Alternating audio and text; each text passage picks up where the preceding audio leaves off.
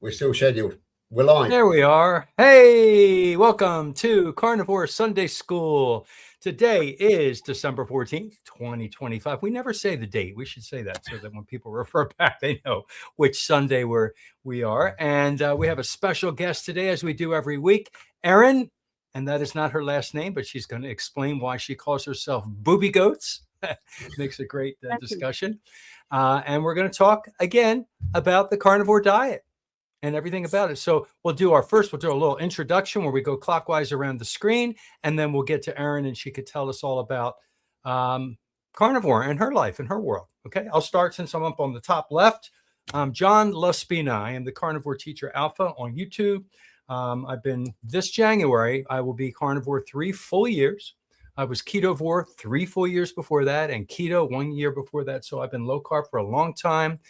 Lots of healing going on, some weight loss, just so many things to list in this little brief intro that I don't do it. But I tell you that I'm a retired middle school teacher, and I do this now as my retirement gig. I'm teaching about the carnivore way of eating and how it heals.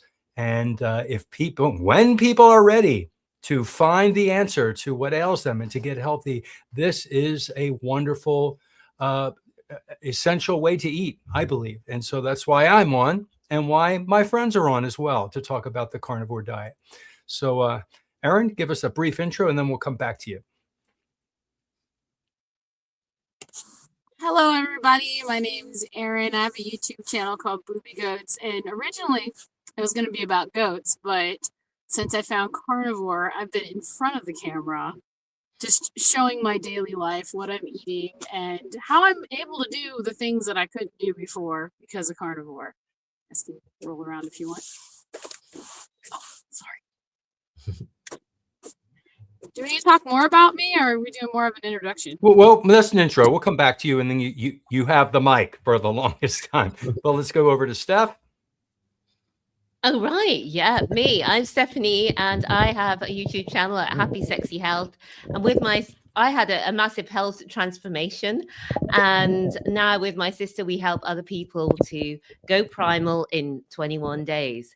So now over to you, George.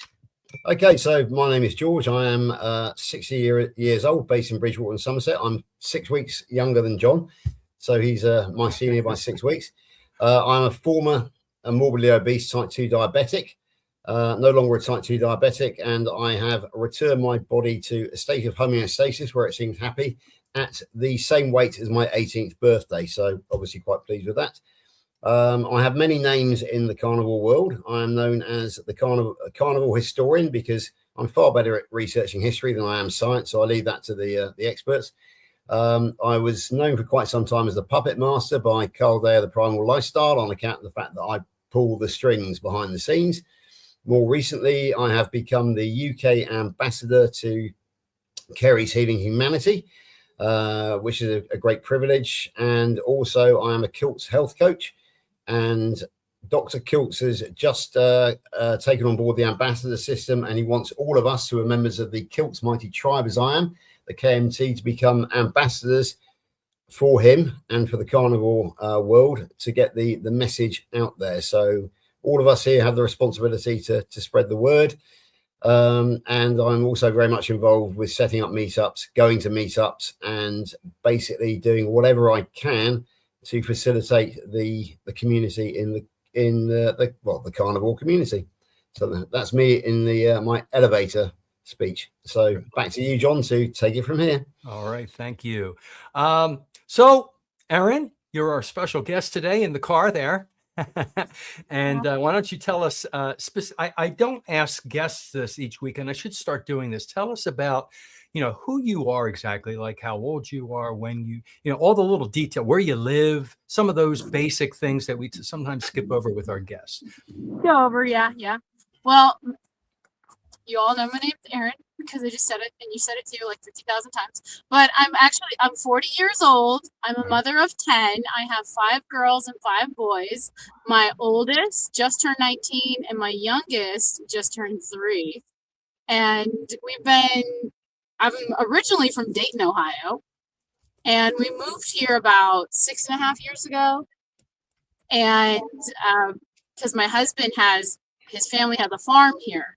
And back in Dayton, Ohio, we had illegal backyard chickens. And it started to get, I don't know, when you start with chickens, you want to get more things. And there's an opportunity to come here. So we came here, we packed up, moved down here, got goats like a month or two later after we like made housing for them and everything. And we wanted to start the whole homesteading thing. So I decided I was going to start a YouTube channel, just, you know, maybe eventually one day it would pay for chicken feed or something, you know. And I started doing YouTube shorts before they were shorts, you know, like a few minute things here and there. And when we moved down here, I was pregnant with our 8th child, and I had gestational diabetes with him. I've had gestational diabetes with almost all my kids except for a few. One of them, I didn't have it because before I got pregnant with him, I joined the post office because to get me to lose weight, although I'd have a kid, I'd gain about 50 pounds. I wasn't, you might have think my husband's like covering his head. I was like, you might think I'm a beautiful pregnant lady because I carry your kids, but I didn't think I was. But so I would after having a child, I would just do a lot of walking, exercising, whatever, get the weight off, and then I'd probably end up like 18 months later with gonna have another one. So that's how it kind of went for me. And so I decided I'd join the post office to help lose weight, and it would pay for me to lose weight because that's how I'm like. I'm like, if I'm gonna lose weight, somebody's gonna pay me to do it. And so I joined the post office back in 2016, and I heard you could lose 40 pounds in like 3 months, and I did that. And I was looking good, but then I was in a lot of pain at the same time. Like my feet, I could barely walk at the end of the day. People would be like, whoa, are you okay? Did you slip? And I'd be like, no, my lower back. I finally broke down, went to the doctor about it. And they were like, it's sciatic issues. You're going to have to do stretches. And then, of course, it comes up that also I'm pregnant with my 7th. So they decided at the post office, instead of having me deliver packages and walking everywhere, I would drive the cars. But of course, I didn't like tweak what I was eating. So I kind of gained back all the weight that I lost on the post office. And so when we moved down here, and after I had him, we moved down here, and usually I would lose the weight, you know, but I didn't. And with the next 3 kids, I still did not lose the weight. But also I have to back up just a little bit, because when I first found out about gestational diabetes, it was with my 3rd child. He was growing a little big, and I had to take a diabetes test. It was like a 3-hour thing where you go in starving. You got to drink this horrible liquid. You got to make sure that you're not going to puke, because if you do, you got to come back and do this thing all over again. And so I did that. I guess I passed the test because I got a call, and I had to like Google what gestational diabetes was. I had to go see a special nurse. We had to talk about diet and everything. And she'd be like, what are you eating in a day? And so I don't remember what I'm eating the day before or what I ate the day before. So I just had to like kind of make up what I normally eat. And I was like, I have a bagel, I have cream cheese.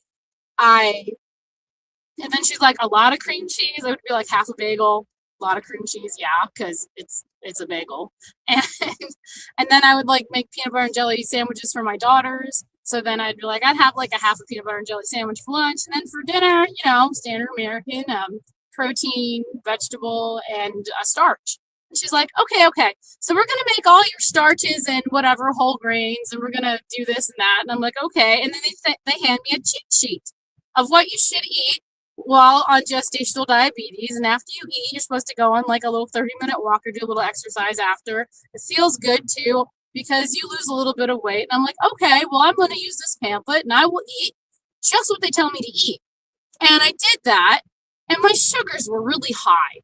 And so I go in the next week, and they're like, oh, these are too high. We can't do this. We're going to have to start talking about different things like insulin shots or taking pills. And I was like, hold on.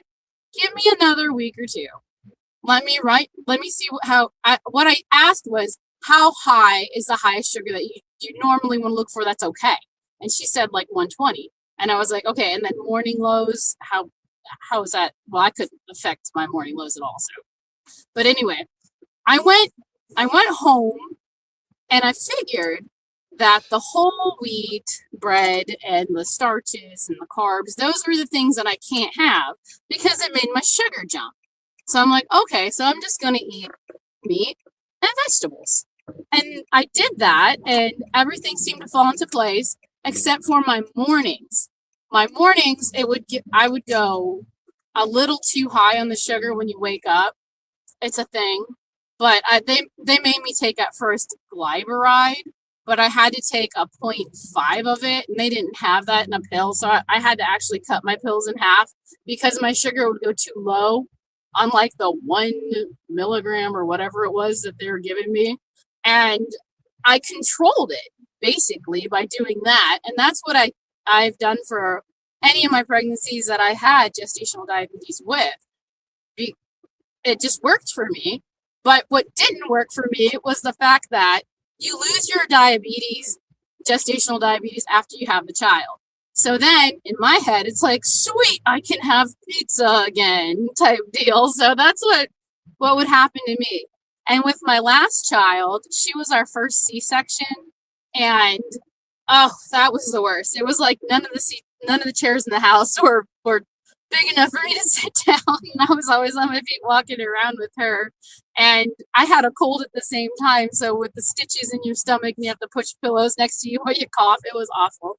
So I was sitting on the couch with her and we were watching homesteading stuff on YouTube because that was kind of the thing that I did with my 3-year-old at the time. Flash, he loved this one guy. He had cows, horses, and all this stuff. So we would sit down and watch him. And he was talking about, I'm going to do this thing called the carnivore diet. And I was like, the carnivore diet? You're going to kill yourself. I'm going to subscribe. How is this guy using the bathroom? What's going to happen to him? I'm excited to learn more type deal. And my phone picked up on it. So I started to get these recommendations for Dr. Berry. And I was like, I'm making fun of this carnivore diet thing. I don't even know what it is. I should watch it so I know what I'm talking about. And I did. And one of his shows about how to do the carnivore diet or what you need for the carnivore diet, he said, wouldn't you like to lose 30 pounds in 30 days? Like doing nothing. It would be super easy. And I was like, you know what? Yeah, it would be super easy to lose some weight in 30 days. So that's when I was like, let me get my pen and paper out. I'm going to write down what I need. All I needed really was some electrolytes, I guess. And that's what I did. And I found Laura Spath, and she had like some kind of like, if you buy Element, you use my code, you get like 15 extra or a free pack or something. And I was like, okay, I'll do that. And I ended up having like one a day for 30 days. So I had 30 days for my salts that I needed. And I've never actually done my research, so this is really funny. So it was March 3rd of 2023. This is when Lent started. And I was like, well, I got to give up something for Lent. So I'm just going to give up alcohol and carbs. It's easy. Easy peasy lemon squeezy. And so I did that. And in the first 3 days, I wake up and I'm like, whoa, what is going on? My knees do not hurt. And I was like, oh man, this is great. I'm like 250 pounds and I'm doing squats and things. I'm like, what's going on? What is going on? Like I'm feeling really good. And then about maybe a week later, I wake up and I've always had lower back pain after I had my first epidural. And I did have plenty of epidurals. I had one that fell out and I had a almost 10-pound baby. So I felt everything for that one. And then with Flash, I didn't have an epidural for him. He had to come. So he went. So I've had like one of the things with epidurals is you get lower back pain. And it's one of the things that could happen if you have them. And that's what I had. But it's gone. It was gone. And I'm like, oh boy, this is great. I don't feel bad at all. And I had so much extra energy, especially after like just eating a couple hamburger patties. And there was this point where this fellow over here would want to go out to eat and stuff. And he'd be like, do you want to eat? And I'm like, no, I'm not hungry. I don't really, I don't want to eat anything. I'm good. I feel good. So when you're feeling good, there's a whole mind shift, I'm guessing, kind of thing that goes on where you're not sad. You're not a little depressed anymore. And you just want to do stuff. You feel good when you're doing stuff. And then I was talking to my daughter, Loretta. I was like, hey, this is really weird. But all I'm doing is what you're not supposed to be doing, eating fatty meat, red fatty meat. And I feel great. Like, what is this? It's like I should tell people, but I don't know how to tell people. And she was like, don't you have a YouTube channel? And I'm like, yeah, I do. So I decided, since I had this YouTube channel just sitting there, not really doing much with it, I'd get on it and I would just do the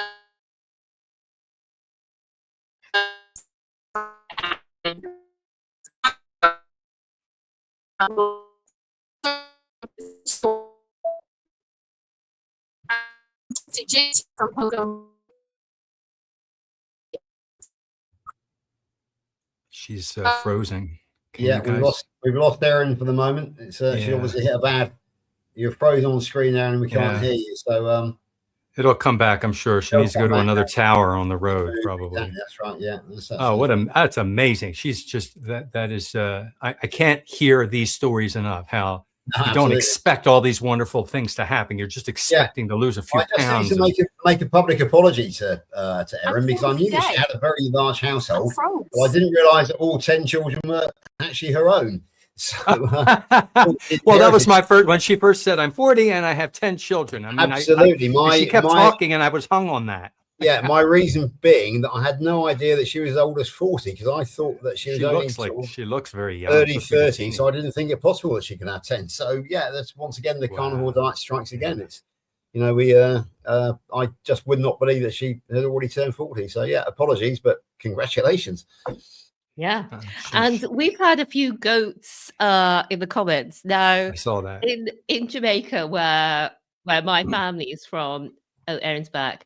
In Jamaica, where my family is from, being a goat is like being a stupid person. If you're acting like a goat, it's being really stupid. And goats are hilarious. We'll get somewhere soon. Let's look at this.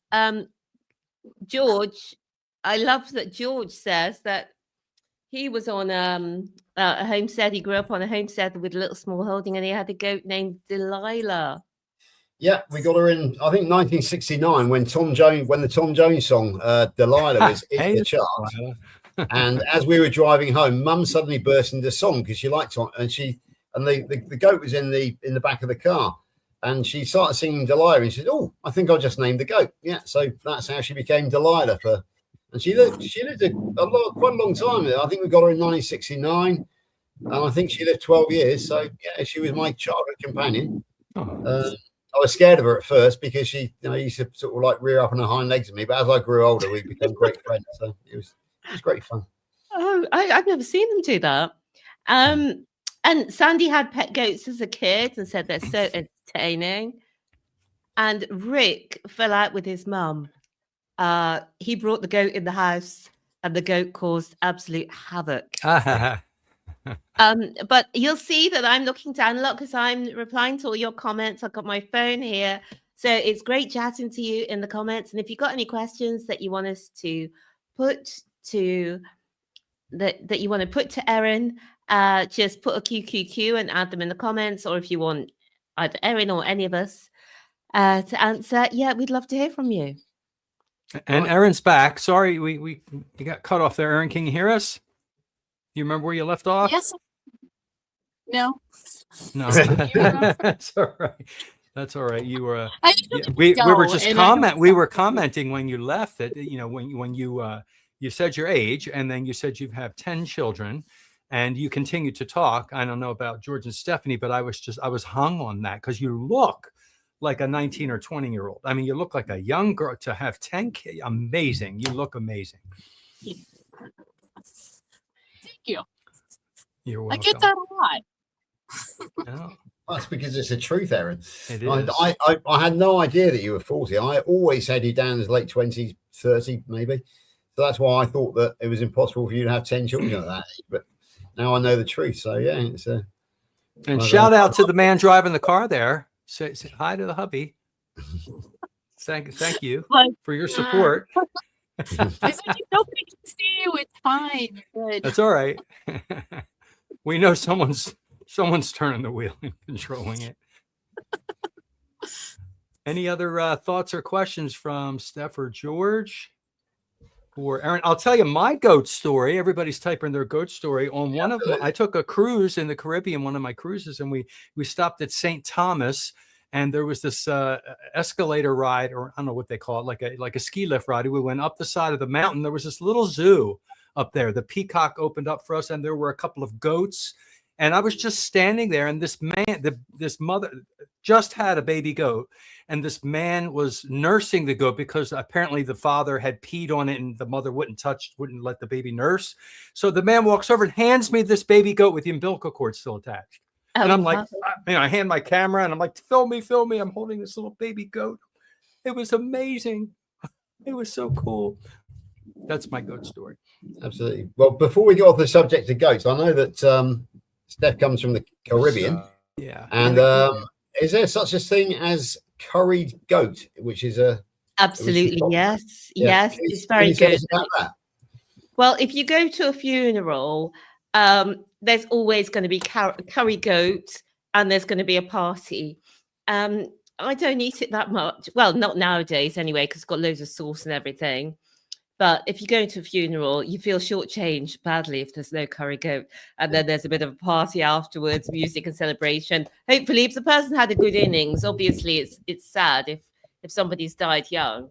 But usually the funerals are great fun. If people have lived to a long age, plus you've seen all the family and friends, you've had the curry goat, there's all the dancing, and then those who are so inclined are on the rum. So it's actually quite a good time. Yeah. Can I just point out, I think this is correct, Steph, that one of the biggest faux pas you can make when talking to somebody from the Caribbean is called goat curry. Oh, yeah. Yeah, is that correct? Yeah. Well, we know what you mean, but you're not down. You're not down. It just shows you're not cool. You don't really know. Yeah.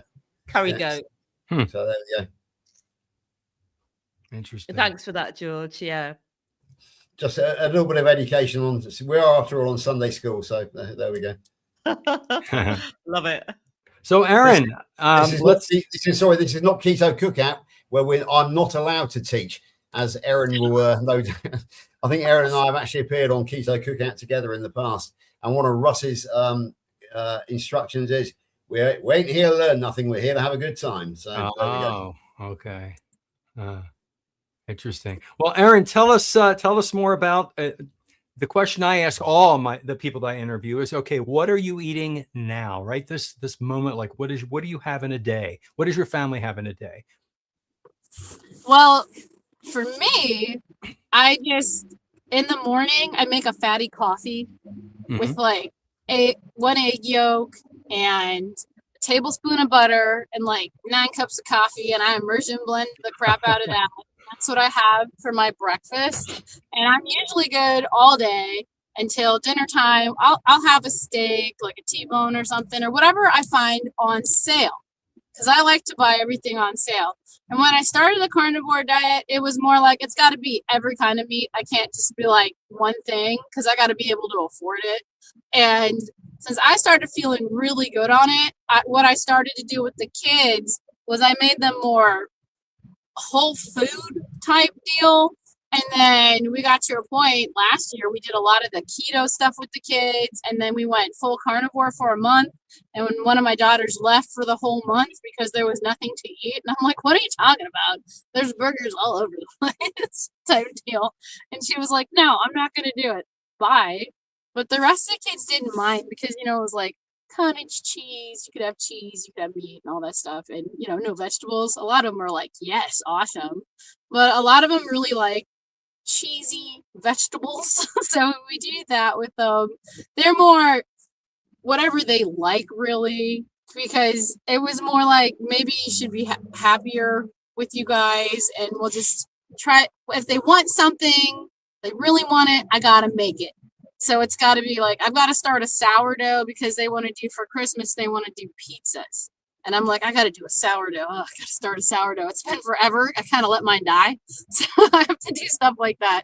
And I was thinking the other day, it's really funny for me to be carnivore and I also cook because usually what they get is like 2 different proteins and then rarely nothing else unless they ask for it specifically. It's just like a lot of meat. Because I'm just like, whatever. But some days we do have to like, I have to take the kids to Cub Scouts, so they have to be able to make the food that's a simple food for them to make. So I have to go out and get, you know, hot dogs, and then they always like chili dogs, so get the cheese and the chili, and then they complain if they don't have buns, and then I've got to do that, and I'm like, I don't want to make them, but I have to make them because there's nothing safe here, really. It's not fun. I'm like, just eat meat. I do it all the time. And whenever they have complaints or ailments, I'm like, you know what, fix that. And they're all like, don't say carnivore. Don't talk about carnivore. Don't even. They're always doing that to me. Like I say it too much or something. You know what, fix that on me. So we have that. But when we get them and they're not on a sugar, like right now, because of school and stuff, they get sugar from school because candy and it's holidays that have been going through. It's almost like a downhill spiral for them from Halloween on till Christmas, and then they get to wait until spring to have, because he likes to do the Easter baskets with the candies, and I'm like, look at the Easter basket stuff. They've decided to make more fun toys instead of candy, but when they don't have it, they're great. When they do have it, it's crazy. And I also noticed, like, when I just offer them more bacon, more hard-boiled eggs, have them ready in the fridge, and I quit buying all the, like, stuff that makes a lot of crumbs. And then every once in a while, when we pick up the stuff that makes crumbs, it's just a bigger mess. It's less mess when you don't deal with the junk. It really is. So they're like, they eat, you know, just kind of what I eat, but I like to add for them some veggies if they ask. That's basically me.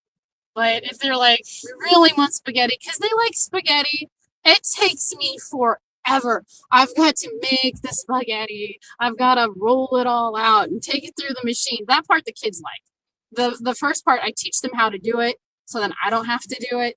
But my spaghetti making thing, the extruder part doesn't do the flattening enough, so I've got to be out there with the roller like, this is how to do it. Using all your muscles. Everything it can't just come from a box. I gotta make it, because morally now it stinks in a way, because I know what's the best for you to eat and what will make you feel the best, and I try to do that with them. But my youngest, that have been with me since I've started carnivore, they eat a lot of meat. They love it.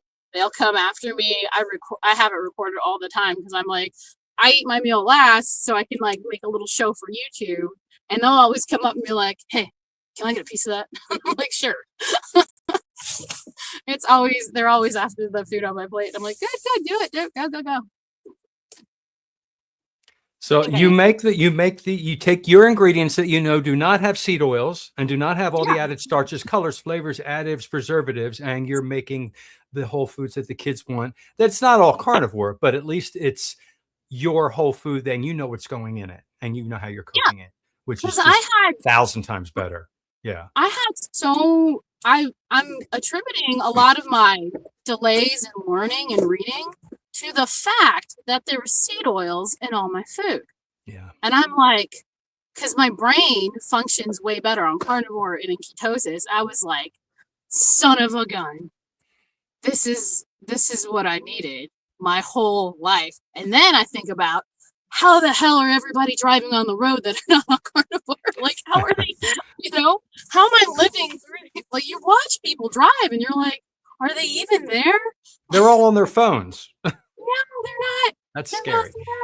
Yeah, if I can just jump in here, folks. Both Steph and myself live on the motorway corridors. I'm on the M5 and she's on the M4, and we can tell you that basically all the time the motorways are closed because people crash. Ooh. And I think you made a valid point there, to be perfectly honest, Erin, because people just they're not as spatially aware. Their timings are wrong.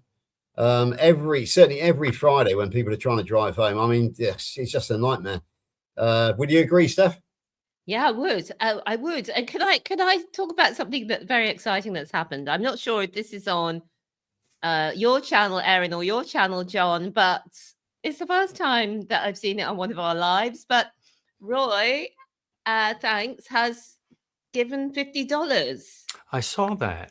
Thank you, Wow. Roy. Wow. Maybe that's so I'm not sure whose channel it's on. But that's lovely. And I've got a few more comments. There was one a really good question for Erin about Yes. her diabetes. If you want to go back and find that one and post it. Great. I'll just talk about Sandy's pet pig Alice, who would visit in the house when she was a kid, because I just love that. But here is the question for you, Erin, from Carnivore Jerry. Does diabetes run in your family? Is it type 1 or type 2? Type 2, I believe that my dad's A1C was a little high, and he started doing carnivore, but I don't know if he had his blood tested or not, but he doesn't look like he'd have a bad A1C score, but he did. I think my grandfather on my fraternal side or grandmother might have had type 2 diabetes, and on my maternal side, my grandmother had it, because I know she did, because she lost her legs to gangrene. So that's what I know so far on that. So it is genetic. So I thought it was genetic too. And then when I started controlling it with diet, I was like, wait a minute. But because I was so spacey and not yet like, I don't know, that carnivore clear, it didn't like click for me that if I just ate this way, I'd be fine. Until I actually did carnivore. It's crazy. Yeah, it is crazy. And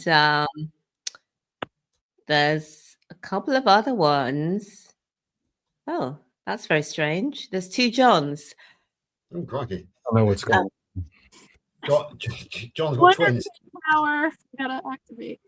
Yeah, I don't can know what's- remove one, John. Just let me remove know. one. I don't know why. Remove the I right got one, bumped though, off please. and I can't sign Okay, back okay. on.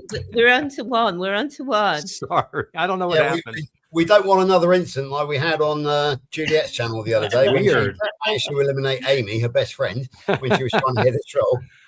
But that's a story which we're not going to let Juliet forget in a hurry, are we? Amy. No, definitely not. And she'll be coming on here, so maybe she'll kick one of us out. But Lainey and Rick and others have all said, Erin looks like she's in her 20s. You look fabulous, especially having to raise 10 children. I think I would be in a straitjacket, and I think I'm agreeing with Lainey there. That's why the opportunity to move to a farm, I was like, let's take it, because I can just kick them outside. Yeah. And Tammy said, I would get so disappointed following the American Diabetes Association diets. They never worked. They never helped. And the doctors always made you feel worse. And, you just give up so many times. And I think we've all had that, haven't we? Yeah. Over the period where we've been struggling before we found carnivore. Right. Time for a quick sales pitch here about American diabetes. And that is that just recently, our friends under Dr. Ken Berry and Dr. Tony Hampton and various others have set up a rival organization for the American Diabetes Association called the American Diabetes Society. So they are actually taking direct action to try to basically shift the conversation from the American Diabetes Association to the American Diabetes Society, and it goes without saying that they are taking the low carb approach. So yeah, if anybody didn't know about the American Diabetes Society, please go and look it up on your browser and find out more about it, and just basically get away from the ADA and switch over to the American Diabetes Society, because they are the future. It's an excellent website. I have it posted in the show notes of my YouTube, American Diabetes Society. A lot of people get it confused because they just automatically think association. And also, Roy, I now know who this is, Roy Carter, who posted this. Roy bought my book. He sent it to me. I signed it. I sent it back. We've been going back and forth, sharing ideas. He's asking me questions, so that I know who this person is. Hi, Roy. Thank you for coming on and watching. We appreciate it. And that, I love that very generous gesture. Very generous. Thank you. So that's so lovely to see. Yeah. And finally, from me at the moment, from the comments section, is from Jonathan at Carnivore Muscle, and he's just talking about the hacks that he likes to integrate with carnivore diet, morning sunlight, resistance training, online community, sauna, and red light therapy. So it'd be great to hear from you, Erin, your thoughts on these. Maybe with 10 kids and being on a farm, you don't need to think too hard about these different hacks, maybe as those of us who live in the city. But have you got any thoughts on these hacks? Oh, I kind of do. I do them, I think. Sure, I do. I get up. This is so crazy because I never thought I was really a morning person, and I'd have to get up to get everybody going because I'm mom, and I'm the only one that actually thinks it's important to wake up in the morning. But now I just wake up at 4 or 4:30, and I'm like always up, and I'm walking around, and I'll go outside. I try not to look at my phone right away, and if the lights go off, I'm like, yes, I can go outside and get some light in my eyes before the sun comes up. And I do that, and I'm usually around this time of the year, because it's kind of colder for us, I like to do my morning chores without a jacket on. Sometimes I do it barefoot. If I have my sandals on, I'll take them off, because I want to get my grounding in before I bundle up and I have to go outside and do stuff. And I do have an exercise machine, a weight machine that I like to use, but one of the kids lost the pin to it, so lately it's been I'm mucking out the chicken coop, and every scoop's like 50 pounds to muck it over, and I should have more of my kids doing it, I know, but I like to do exercise. I like to dig. I like to do these things. This is like the stuff that I've always wanted to do, so I love being outside, and it used to take me forever to do things, and it's so simple on Carnivore because I'm like, I'm up, I'm ready, let's go, let's do stuff. And that's where I get my training. But the online community thing, it's key. You need it. I was maybe 8 months in at Carnivore, and I've never actually got onto the live chats to chat with the people, because it's like a big step. It was a big step.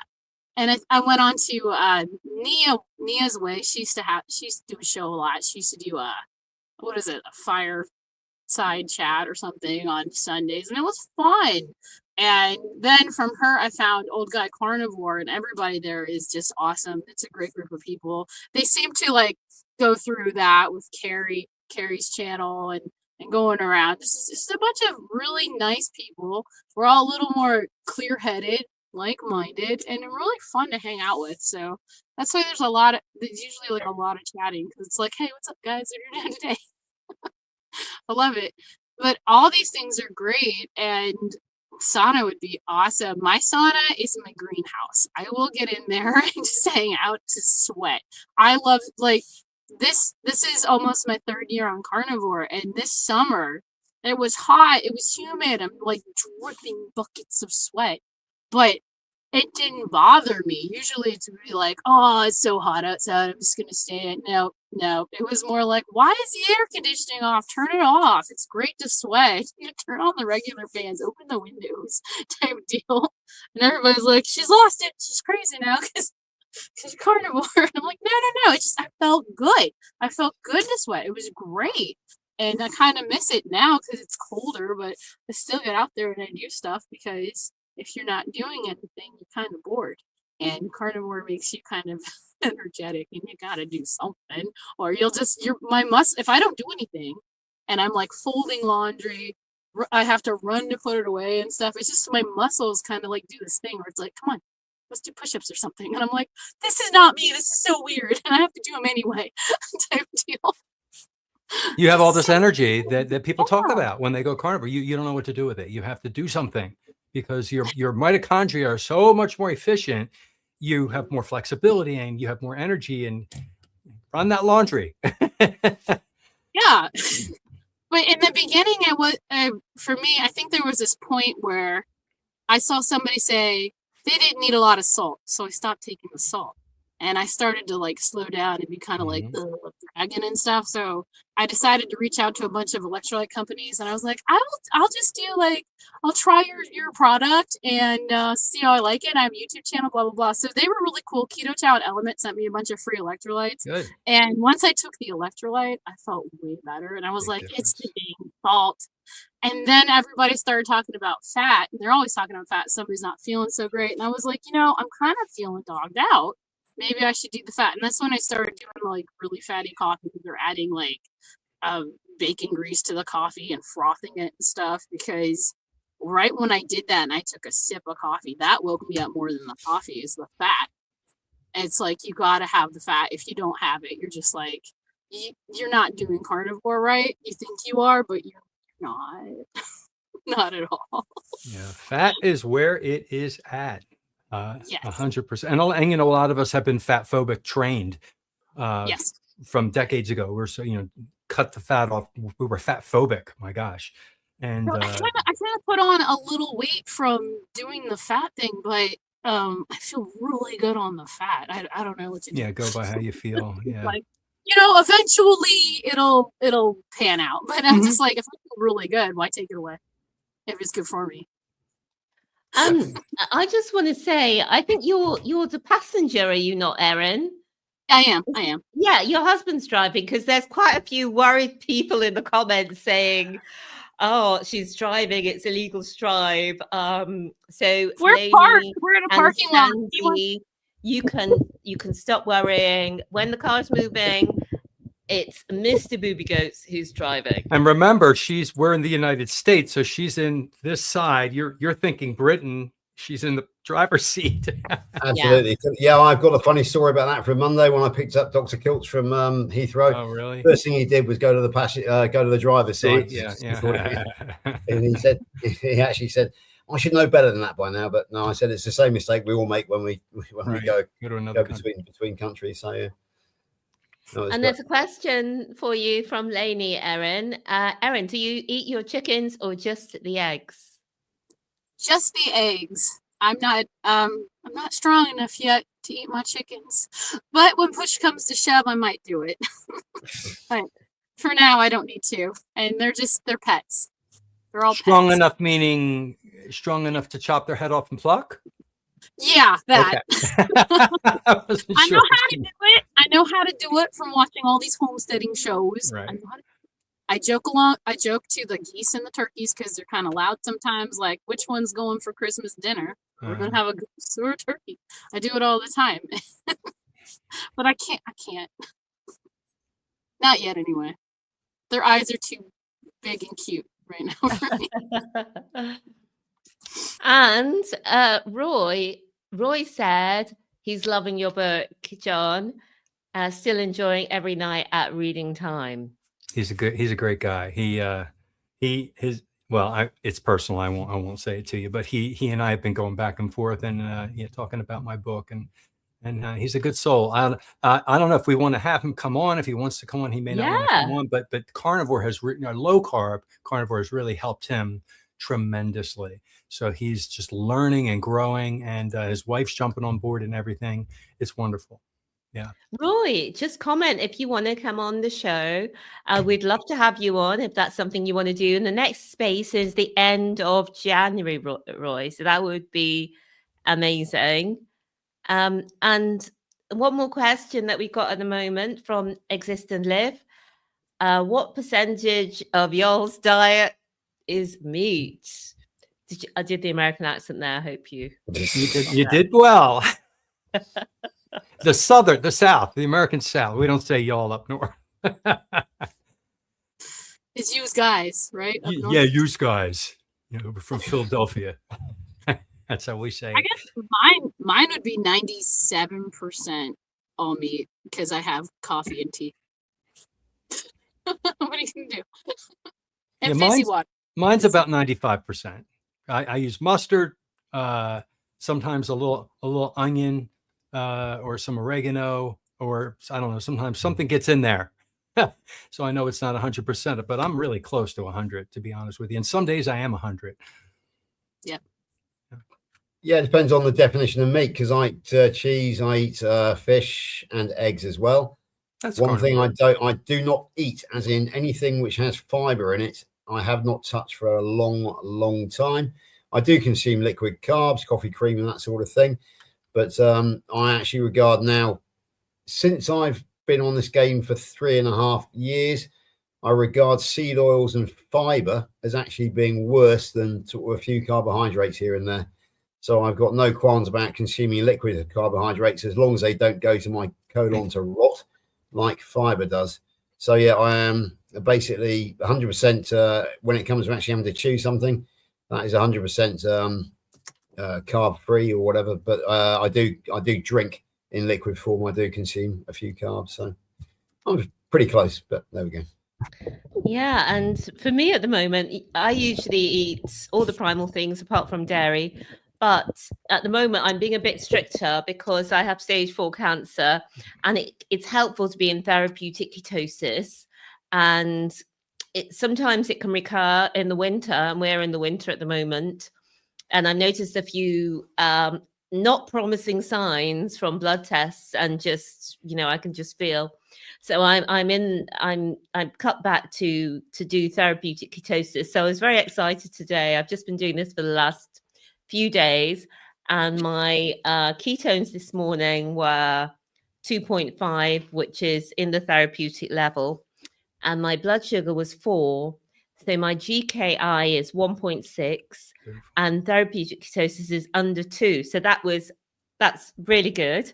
And the amount that people can eat and be in therapeutic ketosis will obviously vary person to person, depending on their own metabolism, how healthy they are, how much they weigh, how big they are, all the rest of it, how much exercise they do maybe as well.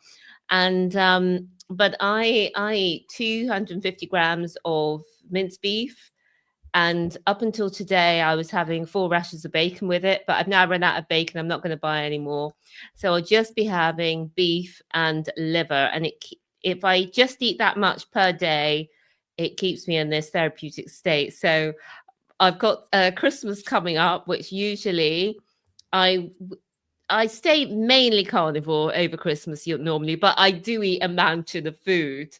But I won't be able to do that this year, so it'd be interesting to see how I get on with the whole Christmas thing. Speaking of that, it'd be great to hear what you're all thinking as we head towards the festive season. How do you all approach it?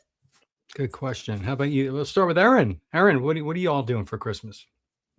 My husband likes the country ham, the very salty ham. They usually get like a big salty ham.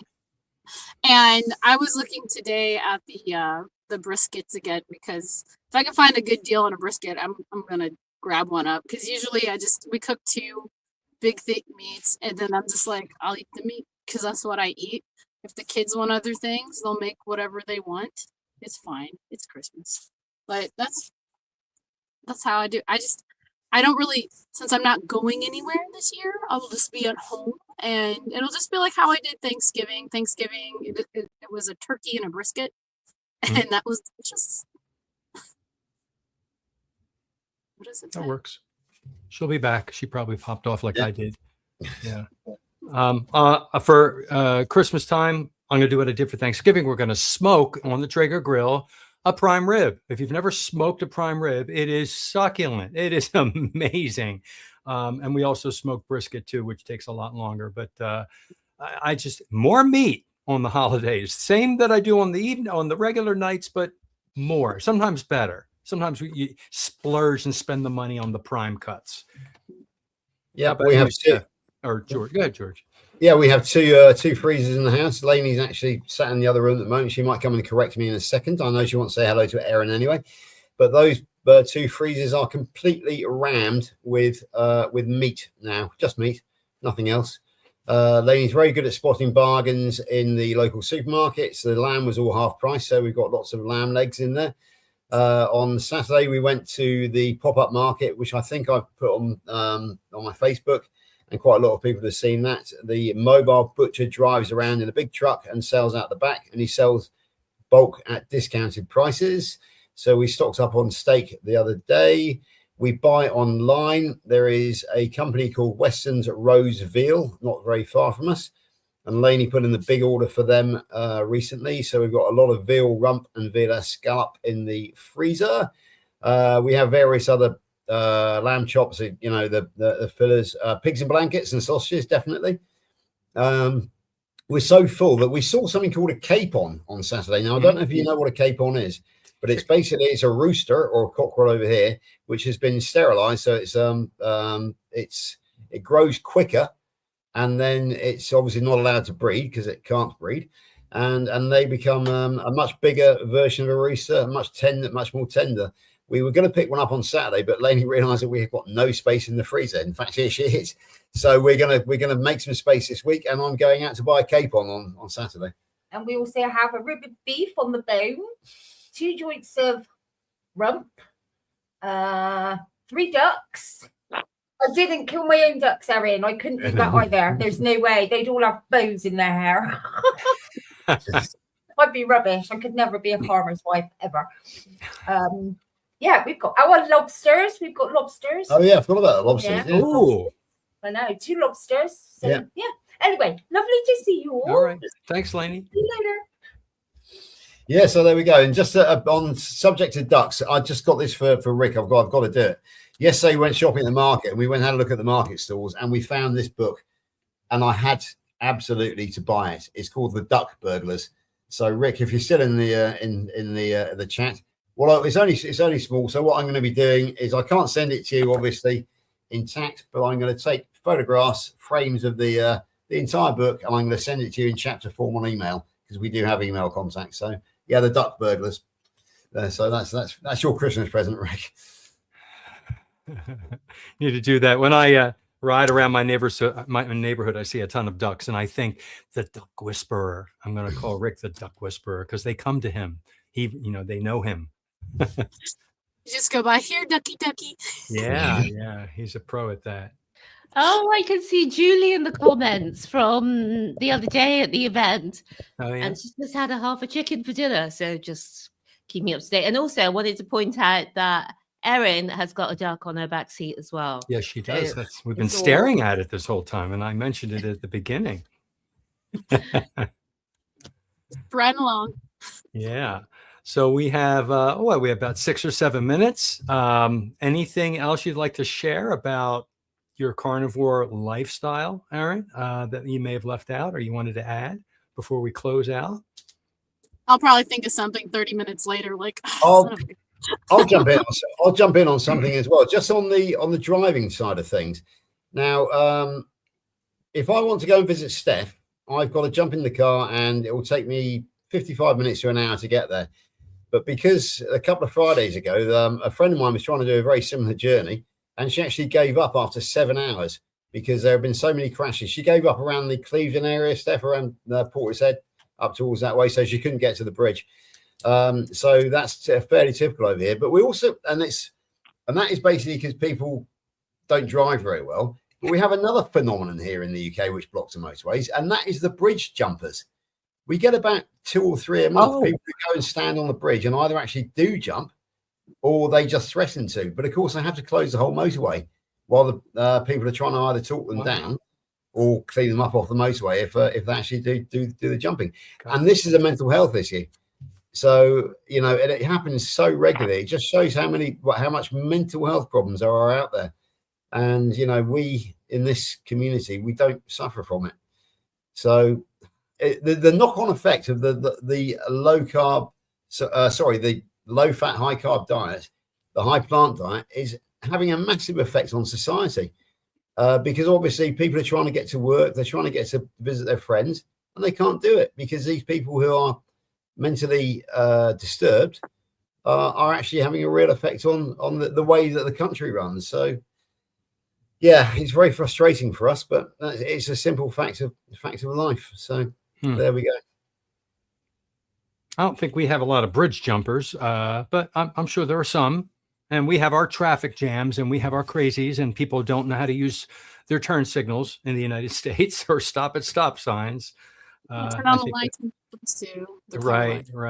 It's frustrating. My big pet peeve is the darn cell phones nowadays. You're not supposed to be on them, and everybody's on them while they're driving. You could see them holding them. I don't know why they have to hold them. And the light turns green and nobody goes. And I'm tapping on the horn. I'm like, put the phone away. I'm cursing. Frustrating, but it is what it is. I feel like my speed is so much faster. Like the light turns green and I'm going right away. I have fast responses, and maybe because of my carnivore diet, I don't know if I was this fast before, but everybody needs to be faster. I was like the other night, you put, because I'm out in the country at night, you put your brights on to see. I don't do that anymore. I kind of forget to do it because I can see just you see fine. Better. Yeah. I don't wear sunglasses anymore. Yeah. I don't need them. I love the sun. Yeah. Love it. It feels so good. It does. And we need that we need the signals in our eyes for our circadian rhythm, when it rises, when it sets, all that stuff. All right, we're at the top of the hour. Shall we do our closeout? I just acknowledge Wendy, who suggested that I do a storytelling of the duck burglars. And actually read it out loud on my channel and just show each page. Do it, George, like an elementary school teacher. We've had a request, so I will get around to doing that. In the very near future before Christmas, I will do a story time, the duck burglars, and hopefully Rick will tune in to watch it as well. So yeah, consider that done, Wendy. No worries, thank you. I think you and Rick should go on. We can get two people on the screen. You read it, Rick comments. It might be an idea. You would have a lot of volume watching that. Yeah. Okay. All right. We can do a special or something. Huh? Steph, why don't you start by telling us where people can find you and Yeah, thanks. It's I forgot my name there. I'm Stephanie Taylor, and I'm at Happy Sexy Health on YouTube. If you're not subscribing, it'd be great to see you over there. And we share lots of stories about people who are starting, we call it primal eating. Some of them are carnivore, some of them are ketovore. And it's great stories from, it's amazing stories, because when you first start, that's when you have your biggest wins, isn't it? And people are really shocked and they can't believe it, like you guys were saying in the comments. And yeah, that's it from me. It was great talking to you all in the comments and getting to know you. I love all the chat. And so that's why you saw me looking down at my phone to make the comments during our talk tonight. And now I'm going to pass it over to George. Okay, so my name is George Goodenough. My channel is good enough for you. It's very undeveloped as yet. I do use it as a news platform, and apparently I'm going to use it as a storytelling platform as well, which will be fun. I'm also on Facebook under my own name.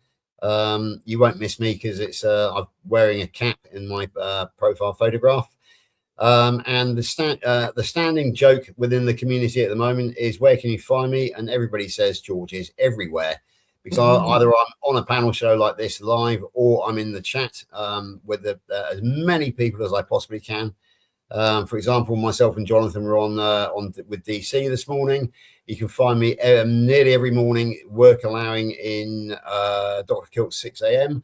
And then shortly after that, I get an hour break, and then I'm on with Erin in the chat if I possibly can. But where I'm working, I sometimes have a difficult connection, but I usually manage to drop in for at least 10 minutes.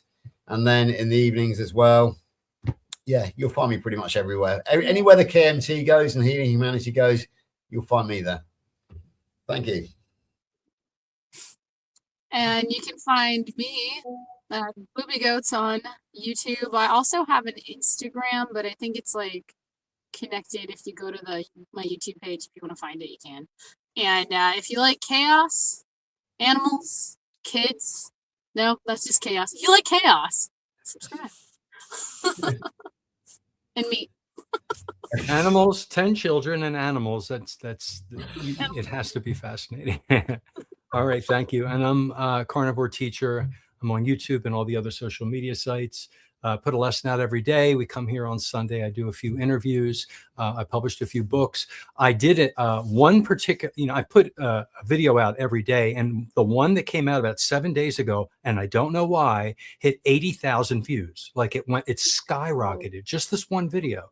Apparently, everybody wanted to hear about the difference between ruminant animals and monogastric animals. If you check out my YouTube channel, you'll see that the views just exploded on that one. So I never know what's going to do it, but I'd make a lesson every day teaching something that I learned to the carnivore community. So check that out. All right, that's it. Thank you all so much for coming. Who's coming on next week, Steph? George. That will be Robin Erin, Carnivorous Grammar. Oh, Robin. Oh, I love Robin. From my favourite names town in the whole of this state, which is Kalamazoo, because I remember a song where there was a cat called Kalamazoo. So yeah, I've actually, to be honest with you, John, this is Robin's second time round because she was one of our very first guests. She was Carnivorous Grandma. Absolutely, and so she was on with Dawn, my friend from down in Southern California. So this is Robin's second time round, but she'll have the limelight to herself next week. And then, as a matter of interest, that's the 21st. The night before, give a big shout out to me because I shall be on with Robin, giving her an interview on her channel. So, it's going to be great fun. It really will be. And then, of course, the following week we have the legend himself, which is Dr. Kiltz on the Christmas special. So it's all very exciting coming up on Carnivore Sunday School. John, would you ever have imagined when we started back in June where we would get to with this? This has really gone in an amazing direction, and I'm excited. I look forward to this every Sunday. This is so much fun. Erin, thank you so much for joining us. This was really great. Thank your husband for driving. And stick around for the after show party because that's when we break out the pizza, the chips, and the beer and the wine. I love it. All right. Bye.